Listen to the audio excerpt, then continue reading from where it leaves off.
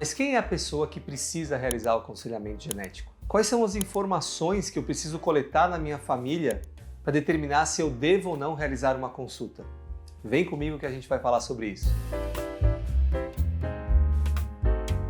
O aconselhamento genético para avaliar se existe uma predisposição hereditária a câncer é indicado em determinados cenários. Primeiro, nós vamos falar das pacientes que têm o diagnóstico de câncer, de uma forma genérica. É impossível de entrar em detalhes para todos os tipos de tumores. Mas qual é o racional por trás? Quando você tem o diagnóstico de uma doença oncológica, nós sabemos mais ou menos a idade que essa doença costuma acometer a população em geral. Por exemplo, câncer de mama acima dos 50 anos, câncer de próstata normalmente acima dos 60 anos. Mas quando você tem um diagnóstico dessa doença numa idade mais precoce, uma menina desenvolvendo câncer aos 25, 30 anos de idade, um homem desenvolvendo câncer de próstata aproximadamente com 45, 50 anos, isso chama a atenção. Normalmente, isso não deveria acontecer. Portanto, pessoas que têm um diagnóstico em uma idade mais precoce, isso é um sinal de alerta. Outro sinal de alerta extremamente importante é o histórico familiar. Se você tem, de um lado da família, por exemplo,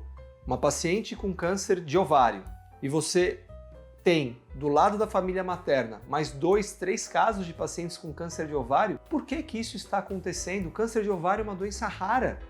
Não é para acometer vários familiares dentro da mesma família. Portanto, a repetição do mesmo tipo de câncer, e eu falei o exemplo do ovário, mas a gente pode colocar aqui qualquer outro tipo de doença. Se você tiver isso na família, a repetição, vários casos e principalmente idade precoce, também é outro sinal de alerta. Existem algumas combinações de cânceres que chamam muito a atenção porque eles têm uma raiz genética potencial em comum. Por exemplo, câncer de mama, ovário, próstata e pâncreas. Esses 4 tumores, eles podem estar acontecendo por causa de uma alteração que vem sendo transferida de geração para geração. Portanto, essa combinação é importante. Existem outras, como por exemplo, câncer de intestino e câncer de endométrio, que é um câncer que acomete o corpo do útero, e muitas outras, mas essas são as principais. E por fim, alguns casos que chamam muito a atenção que fogem do padrão. Por exemplo, câncer de mama em homem.